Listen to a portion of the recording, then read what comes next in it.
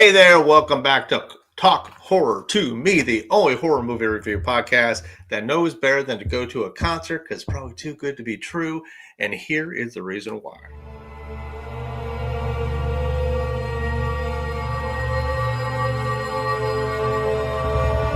Tonight we review Trap. Trap is a 2024 American psychological thriller film written, produced, and directed by M. Night Shyamalan. The film stars Josh Hartnett, Ariel, Donoghue, Saleka Night Shyamalan, Hayley Mills, and Alison Pill. Saleka made her acting debut in Trap, for which she also wrote 14 songs.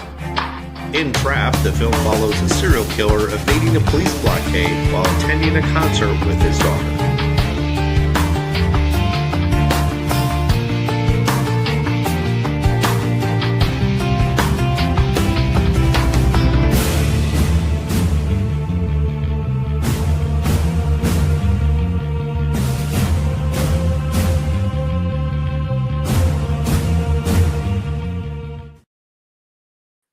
And welcome back. Hey, everybody. Hey.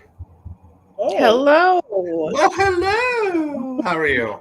I feel like good. Oh, good. I feel like I'm trapped in my window here. So I guess I have to ask the real question: who picked this film? I did. You did. I did.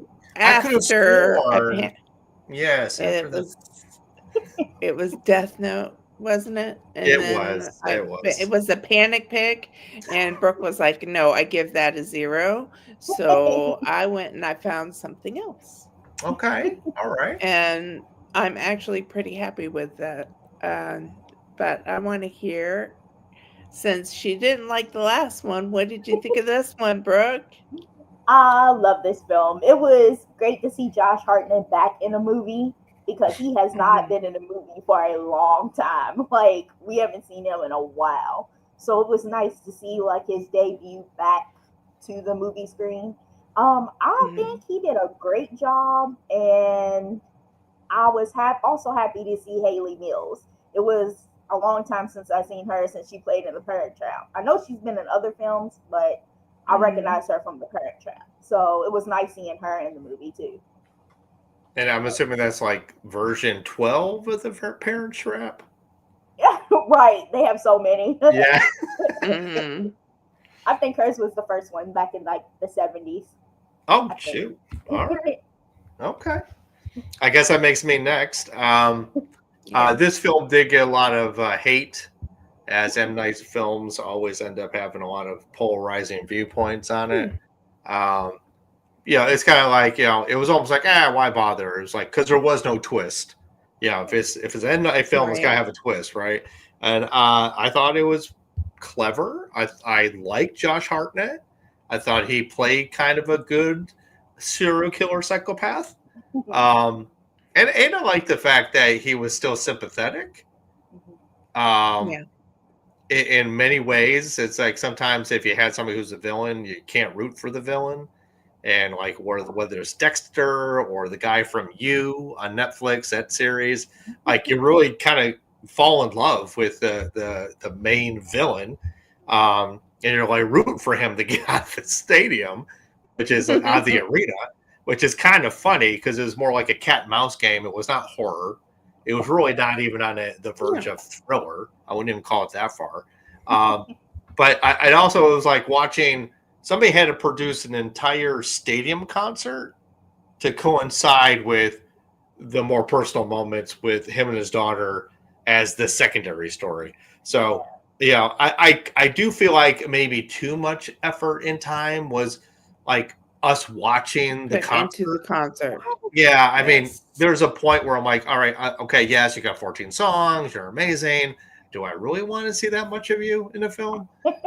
So that was probably where I was kind of getting to the point of like, all right, I really don't want to see anymore. I want to see what's going on with Josh and like how is he managing? And like you saw a lot of that, but I would have loved to have like spent more time with him trying to outsmart the law, and got into more jeopardy, because I thought it was a little too yes, that girl wants to see the concert and she doesn't want to leave her seat. I get that, But as a parent, where you're Mhm. like, oh yeah, you stay here. I'm gonna go wander around for 45 minutes, but you're gonna be fine, right? You'll be right here. Okay, cool, cool, cool. So I think some of that became a little unbelievable. Even a subplot of the kids, the daughter's parent, who chases him down. I mean, there's a lot Yeah. of things that probably either could have been built up or gotten rid of altogether. Um, but overall, I thought it was pretty cool. I mean, not my favorite M Night film, Right. but definitely worthy of it's not a stinker. Right. Mhm. Well, it was under the horror genre in Netflix, so that's why I went ahead and picked this one, thinking it was horror. Not. But I didn't know going into it that he was the serial killer. Oh. I found out as the movie went on. I was like, "What is this? What's the fuck? Oh my god!" So I did kind of have a little bit of a twist and I found out afterwards that they had accidentally spoiled that in Yeah. the previews Yeah. for the movie, so that there was essentially no twist to this other than what his wife had done, but that's Yeah. not really a big twist. Yeah. It's Yeah, just although I was kind of hoping that it was all misdirect. I was hoping that this whole Yeah. thing was a misdirect and actually his wife was a serial killer. I was Aw, kind of that would've hoping been that good. That was would the have been case. cool. That would have been Yeah. sweet. Like he's a part of it. Like he's the one that has like the guy Mhm. on the app. But I was really hoping that like he was being forced to do it because of the wife to Yeah. protect her. I thought that would have been a crazy twist because she seemed a little Yes. sketchy at times. So I'm like, what's wrong with this lady? That would have been a great twist, though. I think so. I think that would have been awesome. But And we got I'm no so M we Night, had so what do I know? yeah. So we had an M Night film with no twist. Well, except for the link twist, which would have been Yes. revealed in the first 20 minutes. So Yeah. Yes. I mean, not much of a twist, other than the classic ending of like, ooh, is there going to be a sequel to this? Yeah. You know, I did think that was clever. It's not really a twist. It's not like a shock ending, but I did kind of like the way Josh went out. You know, with the smile and the grin and laughter. I thought that was pretty cool. Oh yeah, and I agree. The concert was nice. It was cool, but it was too much of it. Yeah. There was. I tried to tell y'all. I was Nepo. like, it's a concert, basically. I was like, this is boring. Well, it was. No, I Well, wasn't bored. as a concert, it was boring. That's for sure. That's my dog, by the way. Yeah, a concert was okay, and there was a lot of things that were goofy, like, oh, we're gonna go get the T-shirt because of they're doing a set change, on the stage. But then you saw the same things later on. I'm like, so wait, they took them away, then they brought them back. It was just some of it was poorly planned in terms of like that direction, and then the fact that they're almost out the door. It's like, oh no, they're playing your song that you love, and then like, really, you're gonna get to your seats by the time that song is still going? I'm like, no. Obviously, M. Night may have never been to a concert in his life. Maybe that's what the problem is. He just wanted to put on one for his his daughter? Daughter, yeah. Daughter. I mean, I didn't even know she was, a singer or songwriter. Yeah, she's R&B singer. Yeah. Okay, yeah, I didn't know that. I did not know that after this film, and she was good. I mean, some of the music was pretty solid. Yeah. It's just like, all right, we doing like an extended music video, or are we doing a movie? Yeah, that's pretty much what it was. But still, it's better than my panic pick.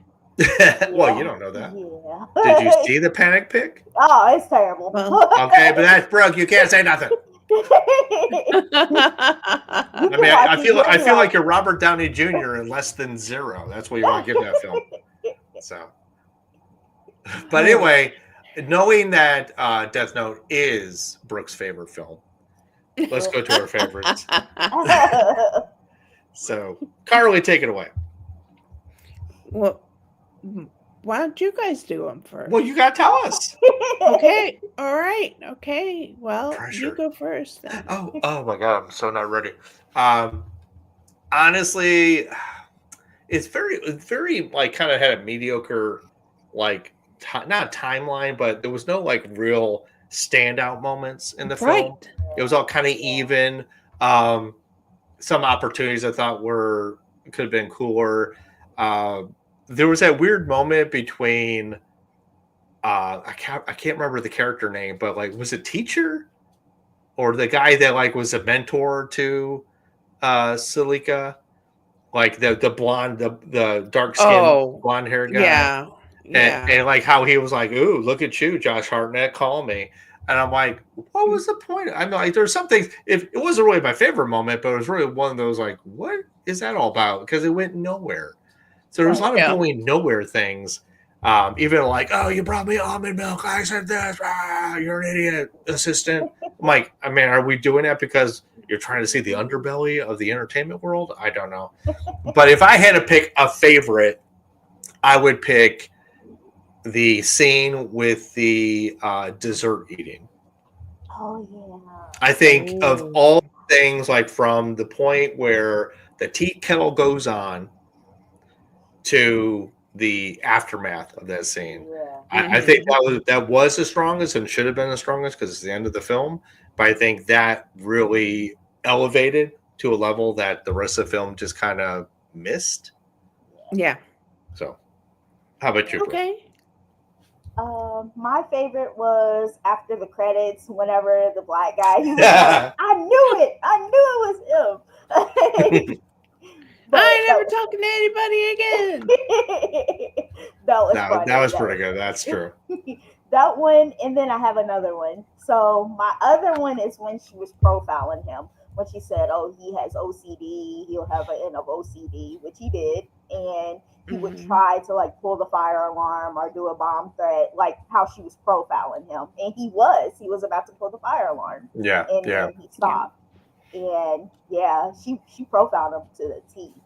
So I like that part. I wish I would have seen more. Yeah. Like, show me more. I mean, this sounds morbid, but show me more killing. But they didn't even show us because the guy was like, here, look at this. If you're not squeamish, look at this. Yeah. They didn't even show it to us. I know. What the hell, man? But yet they show us the van and the kid getting nabbed. Yeah. I was like, I mean, I would rather have seen the photos, honestly. Yeah. Well, we did get my... the only explosive part of the whole movie was, the fryer. Yep.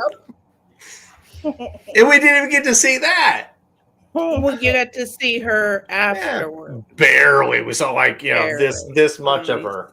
Yeah. I mean, yeah. I don't know. I mean, I guess if you got to fill a stadium with like 20,000 people as extras, I mean, that's a large casting call. I guess they didn't have enough money to, craft service. I don't know how you actually do that. Do you say, hey, do you want to like spend a day in a stadium and like put lights out or something? I don't know.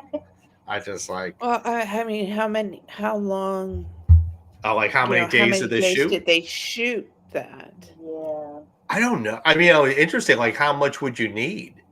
Like, you could do some of those close-up shots of Josh and the girl, like without the whole stadium behind her. You could blue screen like the excess, but obviously they must. I mean, I would be very interested to know if they really filled the stadium or like maybe they just filled like a quarter of it. Oh, they Yeah, maybe. I mean, I don't know. I don't know what this one thinks. Oh,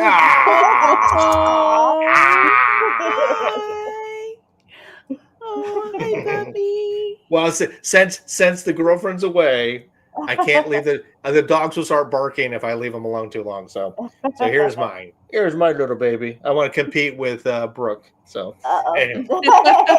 Caroline is playful. She'll probably run all around them. So we have a couple more minutes on this segment. So I guess we should pro-con it, although I think we've kind of been pro-conning it. Yeah, we've been pro-conning it. We have. Got to pro the cast was good. Yeah. The girl, I like the daughter. I really like the daughter. Yeah. She, there was that one shot where she like goes to dance with the other girls in not the lobby but the outer ring. I don't know. I thought that was a little strange for some reason. Even JoshHarnett reacted the way I reacted. Like, no, don't do it. Okay, we'll take video. Cool. I kind of wish the con is that there were so many missed opportunities in my book. Either do a lot more cat and mousing, which there was a lot. Don't get me wrong. He was swiping badges and finding out passwords and getting into briefings and listening on the comms. I mean, he was doing all sorts of cool stuff in and out of the building. It's just like, I don't know. I feel like it all seemed pretty much something you and all of us could do. I mean, he wasn't doing something so miraculous that it couldn't be done by anybody. I guess I wanted like his ability to be a little I want to know how he got out of the limo, though. That's still bugs that bugs me. I mean, the movie was a little too clean. Yeah. No, that's a good point though, Brooke. Is like it's surrounded by people. Yeah. Mm-hmm. If the door opened, because stupidly somehow all these armed guards or armed security weren't able to disperse that crowd back. They're all like, "Oh no, I don't care about armed guards like bearing down on me with rifles. I'm going to stay in here and look in the windows." I don't know how he was able to get that door open and sneak out. So yeah, that was again. There was a lot of missed opportunities, strange occurrences. I think Josh was fantastic because he's that actor who could be super super sweet, but then when he switches flips the switch, you're like, oh, he's a little more sinister than we think. Yes, that's true.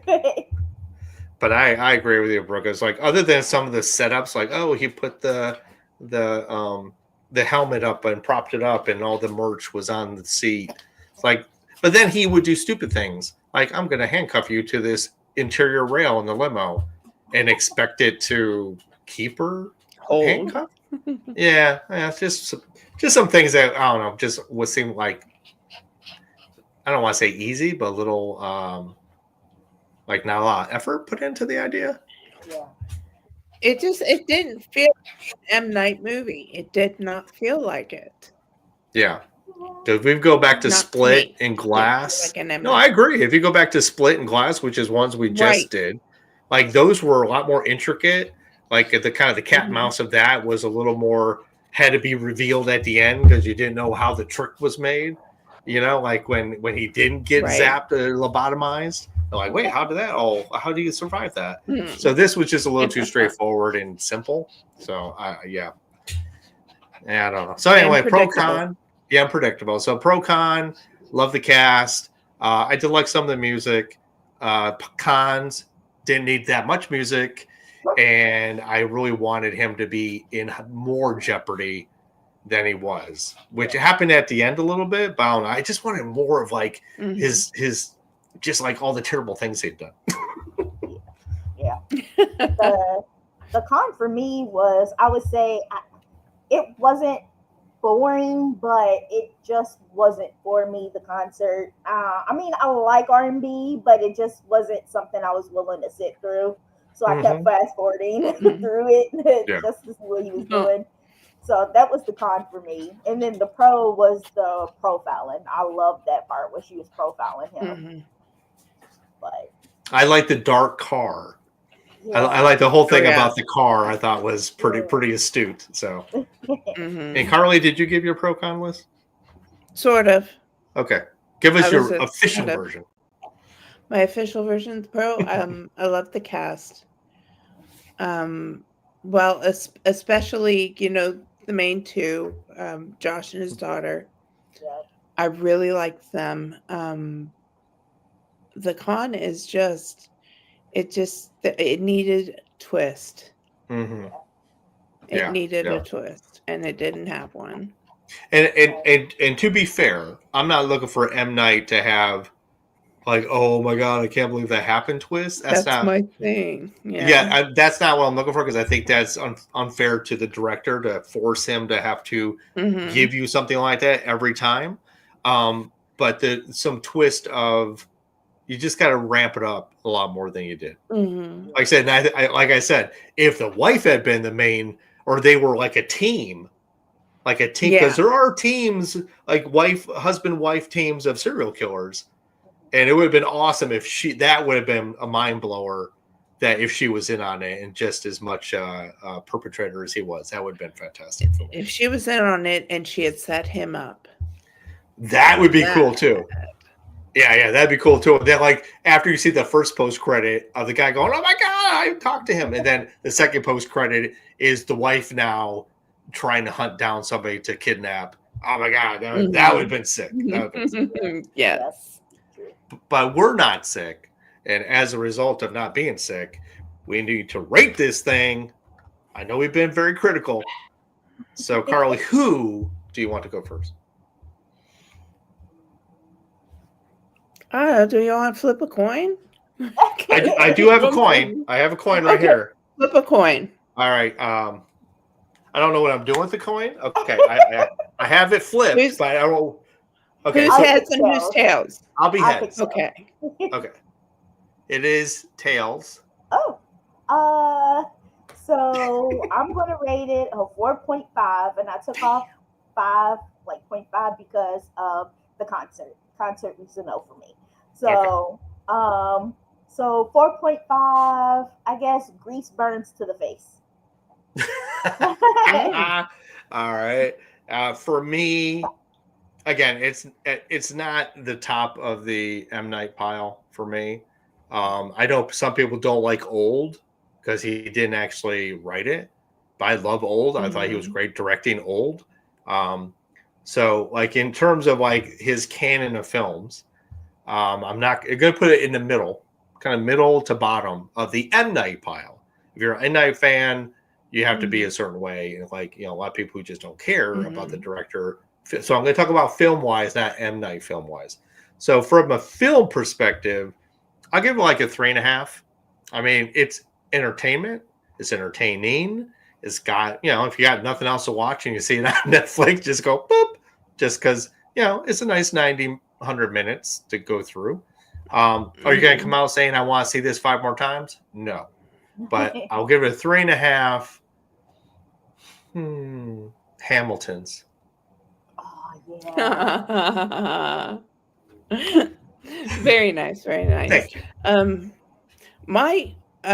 What I wanted to do as my thing has kind of already been spoken about, but I'm probably going to use it anyway because I had nothing else.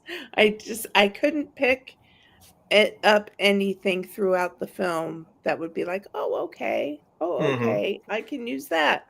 Well, I'm going to go with about a 3.75. I ain't ever talking to anybody at work again. And I'm sorry that was already talked about, but it's all right. I mean, it was funny. Very few moments. Few moments. Yeah. Well, that's why I had to pick one of the most obscure things I could find in that film. A question for you both, Josh. Excuse me, JoshHarnett as a villain. I mean, I loved him in 30 Days of Night. Yeah. One of my favorite vampire films. That's probably 30 Days of Night is magic. It is fire. But he was a good guy. In this one, he's a villain. So, starting with Carly, do you feel that JoshHarnett was really good in the role or not? I think so, because he came across as someone that you would not suspect. He was just so nice and he loved his daughter, but then here he is, checking the app on the phone and threatening to hit that carbon monoxide button, and he really nailed it. I think he did. It would have been nice if he had a little bit more to do, or a little bit more peril, Yeah. But I think he did a great job. Okay, yeah. Brooke. I agree. He kind of gives me like Ted Bundy vibes. He's kind of handsome, charming, very, very handsome. I love JoshHarnett. Very handsome, charming. She's like, oh, handsome. So, yeah, he gave me those kind of vibes, like a Ted Bundy vibe. Like, I agree with that. He definitely plays a good guy, the doting father, really well. He's a little bit comedic. He's silly with his daughter. Oh my God, he's so wonderful for being one of the few men in America to take a daughter to a girl's pop concert. I really felt that he really truly didn't hit his sinister stride until Saleka was in the bathroom. Yep. Yeah. Because when he was like, "Give me my phone," although really he needed to find a key to knock that door down, he could have just shouldered into that twice and broke in. I'm just saying. I mean, he's a firefighter. Come on. Yes, thank you. I didn't even think about that. I know we know he's a firefighter, but it's like, and that was pretty clever about how he found places. So I did like that. I thought that was pretty cool. But yeah, the idea that you couldn't just burst into that place knowing she has phones that you don't, but because all of a sudden it's like he's trying to hide this life from his family, but yet somehow he just can't keep it together through this part of it, and all of a sudden he's throwing the family upstairs and locking them in a room, and I don't know, just it definitely deteriorated quickly. But it seemed like if he was so good at what he does, maybe when he's caught off guard, he's not as good because he's got to sit and plan. Remember, he said, "I only go to that house to sit and plan." Yeah. So maybe he needs more of that planning to be perfection versus getting kind of like sideswiped with an unknown factor, which really she did knock him for a loop with that. But yeah, I thought that once that hit, and he was like, as soon as that hair was out of place, oh crap, things are going down. And then we found out how prepared he was otherwise, which I thought was pretty cool. With that said, I would have liked to see them do more of that. Yeah, I would too, because a lot of stuff is not even on screen. So, but yeah, like the picture of the butchered woman. Yeah, come on, give us more. But anyway, with that, we obviously, hopefully, everybody loves what we said about Trap. We're not trying to trap you into seeing this film, but if you're an M. Night completist, it's not bad. If you want just some diversion, it's not bad. If you, like Brooke, love JoshHarnett, it's not bad. So it's just kind of, middle of the road. It's just something you can enjoy. So with that, we need something else to occupy our time in our horror eyeballs. So I was told to make a pick. And my pick is something that may be a little too artsy, a little too obscure. It's in black and white. It's called The Lighthouse. And it's got Edward from Twilight and Willem Dafoe. And it's kind of like this kind of isolated, The Shining type thing where they're kind of going crazy. And are you hallucinating or not? What's happening? It's called The Lighthouse. It's on HBO Max. I've been looking forward to it because it's been getting critical acclaim. People are receiving it well. Don't know if the yous in this group will find it awesome. Maybe it's another zero from Brooke. We'll never know. No, we'll know. We'll know by next week. That's true. We will know next week. Good point. Thank you, Carly. Very fair point. All right. And with that, my loves and my dears, thank you so much. Boop. Giving you big love. Just taking it, put it in my pocket for later. And I will say adieu to Miss Carly. See you. And Miss Brooke and Carly. Goodbye. Oh, that was so good how she did that. That was amazing. And to you, our lovely audience, thank you so much for being here again. And always know we are here to scare you later.